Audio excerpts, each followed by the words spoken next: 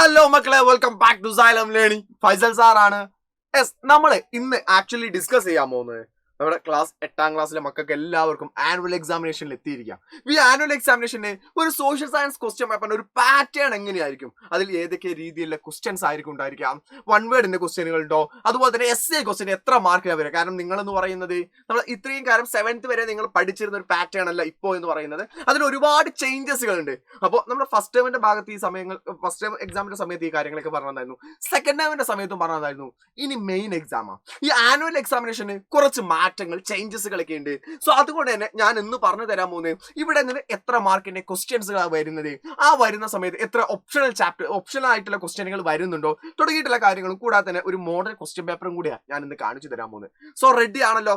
Ready ആണെന്നുണ്ടെങ്കിൽ താഴെ subscribe ചെയ്ത ആളുകൾ ആരെങ്കിലും ഉണ്ടെങ്കിൽ വേഗം തന്നെ ഈ ചാനൽ സബ്സ്ക്രൈബ് ചെയ്ത് നോക്കുക. കാരണം നിങ്ങൾക്ക് 8ാം ക്ലാസ്സിലേക്കുള്ള ഇമ്പോർട്ടന്റ് ആയിട്ടുള്ള എല്ലാ വിവരങ്ങളും ഇവിടെ ഇങ്ങനെ അപ്ഡേറ്റഡ് ആയിട്ട് കിട്ടുന്നതാണ്. സോ നമുക്ക് നേരെ തുടങ്ങാം. നോക്കുന്ന സമയത്ത് നമ്മുടെ ക്വസ്റ്റ്യൻ പേപ്പറിന്റെ ഒരു പാറ്റേണിലേക്ക് നോക്കുന്ന സമയത്ത് മക്കളെ, നിങ്ങൾക്കുള്ള ക്വസ്റ്റ്യൻസ് എന്ന് പറഞ്ഞാൽ 1 മാർക്കിന്റെ ക്വസ്റ്റ്യൻ ഉണ്ടായിരിക്കും, 2 മാർക്കിന്റെ ക്വസ്റ്റ്യൻ ഉണ്ടാവും, 3 മാർക്കിന്റെ ക്വസ്റ്റ്യൻ ഉണ്ടായിരിക്കും, 4 മാർക്കിന്റെ ക്വസ്റ്റ്യൻ ഉണ്ടായിരിക്കും, 5 മാർക്കിന്റെ ക്വസ്റ്റ്യൻ ഉണ്ടായിരിക്കും. ആകെ എക്സാമിനേഷനിലുള്ള എത്ര മാർക്കാണ് മക്കളെ? 40 മാർക്കിലേക്കാണ് നമ്മുടെ എക്സാമിനേഷൻ ഉള്ളത്, അല്ലേടാ മക്കളെ? 40 മാർക്കിലേക്ക് എക്സാമിനേഷൻ ഉള്ളത്. ഈ 40 മാർക്കിൽ 1 മാർക്കിന്റെ ചോദ്യങ്ങൾ, 2 മാർക്കിന്റെ ചോദ്യങ്ങൾ, 3 മാർക്കിന്റെ, 4 മാർക്കിന്റെ, 5 മാർക്കിന്റെ ചോദ്യങ്ങൾ ഉണ്ടായിരിക്കും. അതില് 1 മാർക്കിന്റെ മക്കളെ കണ്ടുവെച്ചോ, അറിഞ്ഞു വെച്ചോ, 1 മാർക്കിന്റെ 2 ചോദ്യങ്ങളായിരിക്കും ഉണ്ടായിരിക്കാം. അത് എല്ലാം നിങ്ങൾ ആൻസർ ചെയ്യണം, നിർബന്ധമായിട്ടും ആൻസർ ചെയ്യേണ്ടതാണ്. അതിന് ഒരു വൺ വേർഡുകളൊക്കെ ആയിട്ട് ആൻസറുകൾ ചെയ്യാനേ ഉണ്ടാവുള്ളൂ. ഈസി ആയിട്ടുള്ള ചോദ്യങ്ങളാണ് നോർമൽ വരാറുള്ളത്. അതേസമയം 2 മാർക്കിന്റെ ക്വസ്റ്റ്യനുകൾ വരാറുള്ളത് പ്രധാനമായിട്ടും 2 മാർക്കിന്റെ ക്വസ്റ്റ്യനുകൾ ഉണ്ടായിരിക്കും. അതിൽ ഇവയും ഇത് രണ്ടും എന്ത് ചെയ്യണം? ഫുൾ ആയിട്ട് ആൻസർ ചെയ്യണം. 2 മാർക്കിന്റെ ചോദ്യങ്ങളും മുഴുവനായിട്ട് ആൻസർ ചെയ്യണം. അതിൽ നമുക്ക് ഇതില്ല ഓപ്ഷനുകളൊന്നുമില്ല, നമുക്ക് ഒഴിവാക്കാൻ പറ്റുന്ന ചോദ്യങ്ങളൊന്നുമില്ല, എല്ലാം തന്നെ ആൻസർ ചെയ്തിരിക്കാം. എന്നാൽ 3 മാർക്കിന്റെ ക്വസ്റ്റ്യനിലേക്ക് വരുന്ന സമയത്ത് 3 മാർക്കിന്റെ ക്വസ്റ്റ്യനുകൾ 4 ഉണ്ടായിരിക്കും. പക്ഷെ അതിൽ യു ഷുഡ് ബി ആൻസർ. നമ്മൾ എത്ര ആൻസർ ചെയ്താൽ മതി മക്കളെ? നമ്മൾ അത് ആൻസർ ചെയ്യേണ്ട എണ്ണം ഞാനിവിടെ എഴുതുന്നുണ്ട്.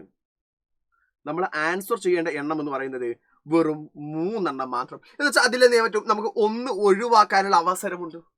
3 മാർക്കിന്റെ 4 ചോദ്യങ്ങൾ തരും, അതിലെന്ത് ചെയ്താൽ മതി? 3 നിങ്ങൾ ആൻസർ ചെയ്താൽ മതി.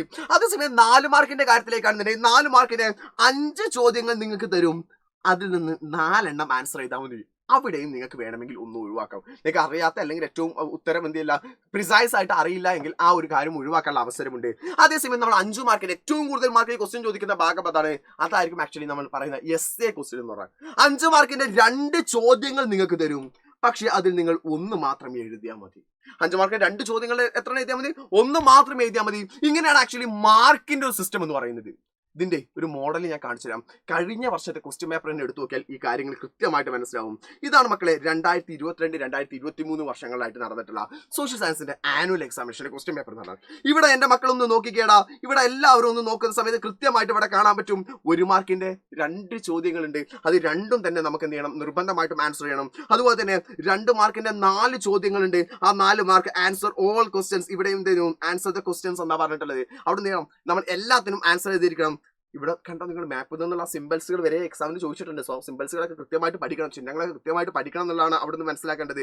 എന്നാൽ 3 മാർക്കിന്റെ ചോദ്യങ്ങളുടെ ഇവിടെ ആൻസർ എനി 3 ക്വസ്റ്റ്യൻസ് 3 ആൻസർ ചെയ്താൽ മതി. 7 to 10 എന്ന് പറഞ്ഞ സമയത്ത് അവിടെ 4 ക്വസ്റ്റ്യനുകൾ ഉണ്ടായിരിക്കും. 4 എത്ര ആൻസർ ചെയ്താൽ മതി? 3 മാത്രം ആൻസർ ചെയ്താൽ മതി.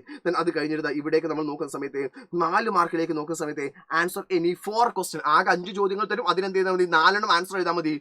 നമ്മൾ 4 മാർക്ക് എന്ത് ചെയ്യുന്നുണ്ട് ഇവിടെ പറയുന്നുണ്ട്. അവിടെ മാത്സ് ദ ഫോളോയിങ് എന്തായാലും ക്വസ്റ്റ്യൻ പേപ്പറിൽ ഉണ്ടായിരിക്കും. മാത്സ് ദ ഫോളോയിങ് ഒന്നില്ലാത്ത ക്വസ്റ്റ്യൻ പേപ്പർ എന്തായാലും ഉണ്ടാവില്ല. അതുപോലെ തന്നെ ഏറ്റവും അവസാനമായിട്ട് എസ് എ ക്വസ്റ്റ്യൻ നോക്കാം. The question 16 and 17 carry 5 score each. Answer any 1. ഇവിടെ ഏതെങ്കിലും 1 മാത്രം എന്താ മതി? ആൻസർ ചെയ്താൽ മതി. സോ ഇതാണ് ആക്ച്വലി പാറ്റേൺ എന്ന് പറയുന്നത്. സോ ഇനി ഇത് വെച്ചിട്ട് ഈ ഒരു പാറ്റേൺ മനസ്സിലാക്കിക്കൊണ്ടാണ് നിങ്ങൾ അവിടെ പഠിക്കേണ്ടത്. ഓരോ ചാപ്റ്ററുകളും പഠിക്കുന്ന സമയത്ത് അവിടെ എത്ര മാർക്കിലായിരിക്കും ക്വസ്റ്റ്യൻ വരിക, ഏത് രീതിയിൽ ക്വസ്റ്റ്യൻ വരുന്ന സമയത്താണ് നിങ്ങൾ എങ്ങനെയൊക്കെ എഴുതേണ്ടത് തുടങ്ങിയിട്ടുള്ള കാര്യങ്ങൾ ശ്രദ്ധിച്ചേക്കണം. എന്ന് വെച്ചാൽ എസ് എ ക്വസ്റ്റ്യൻ വരുന്ന ഭാഗമാണെന്നുണ്ടെങ്കിൽ അവിടെ 5 മാർക്കിലുള്ള മിനിമം പോയിന്റുകൾ നമ്മുടെ മനസ്സിലുണ്ടായിരിക്കും. അതേസമയം അവിടെ ഒരു 3 മാർക്കിന്റെ ചോദ്യങ്ങളാണ് നോർമലി വരാറുള്ളത് എങ്കിൽ അവിടെ 3 പോയിന്റുകൾ മാത്രം പഠിച്ചു വെച്ചാൽ മതി. സോ ആ കാര്യങ്ങൾ കൃത്യമായിട്ട് മനസ്സിലാക്കിയിട്ട് വേണം ഇനിയുള്ള ദിവസങ്ങളിൽ നിങ്ങൾ അങ്ങോട്ട് പഠിക്കാൻ വേണ്ടിയിട്ട്. നിങ്ങൾക്ക് ഓരോ ചാപ്റ്റേഴ്സിന്റെയും കംപ്ലീറ്റ് റിവിഷനുകളും 1 ഷോട്ട് റിവിഷനുകളും ഒക്കെ നമ്മൾ എന്ത് ചെയ്തിട്ടുണ്ട്? അപ്ലോഡ് ചെയ്തിട്ടുണ്ട്. എല്ലാവരും ഡൗട്ടുകളുടെ ചാപ്റ്റേഴ്സുകളൊക്കെ കൃത്യമായിട്ട് അവിടെ കാണണം. കൂടാതെ തന്നെ ഒരു കാര്യം കൂടെ ഞാൻ നിങ്ങളോട് ഉണർത്തുകയാണ്. നിങ്ങൾക്ക് അടുത്ത വർഷം എന്ന് പറഞ്ഞാൽ 9ാം ക്ലാസ്സിലേക്ക് കയറാം. 9ാം ക്ലാസ് ഇപ്പൊ പുതുതായിട്ട് ഇറങ്ങിയ ടെക്സ്റ്റ് ബുക്ക് ആയുള്ളത്. ആ ടെക്സ്റ്റ് ബുക്കിൽ നിങ്ങൾ 8ാം ക്ലാസ് പഠിച്ചതിന്റെ ഒന്നും കൂടെ ഡീറ്റെയിൽഡ് ആയിട്ടുള്ള കോണ്ടന്റുകളാണ് ശരിക്കും വരുന്നത്. അത് ജോഗ്രഫി എന്ന് പറയുന്ന ഒരു ഏരിയ ഒക്കെ ഉണ്ട്. ആക്ച്വലി നിങ്ങൾ ഇപ്പോൾ പഠിക്കുന്നില്ല, അടുത്ത കൊല്ലം എത്തുന്ന സമയത്ത് 2 ടെക്സ്റ്റ് ബുക്ക് ആയിട്ട് മാറും, ഹിസ്റ്ററി ആൻഡ് ജോഗ്രഫി എന്ന് പറയും. അവിടെയൊക്കെ വലിയ ഇൻഡെപ്ത് ആയിട്ട് നിങ്ങൾക്ക് എന്ത് ചെയ്യാണ്ട് ടോപ്പിക്കുകളൊക്കെ വരുന്നതാണ്. സോ 9th അഡ്മിഷനുകൾ കാര്യങ്ങളെല്ലാം തന്നെ നമ്മൾ ഇമ്മീഡിയറ്റ് ആയിട്ട് സ്റ്റാർട്ട് ചെയ്തിട്ടുണ്ട്. ആ സ്റ്റാർട്ട് ചെയ്യുന്നതിലേക്ക് ആദ്യം തന്നെ ജോയിൻ ചെയ്യാൻ വേണ്ടി നിങ്ങൾ എല്ലാവരും ശ്രദ്ധിക്കുക എന്ന് മാത്രം വരുന്നു. So I be wind up here.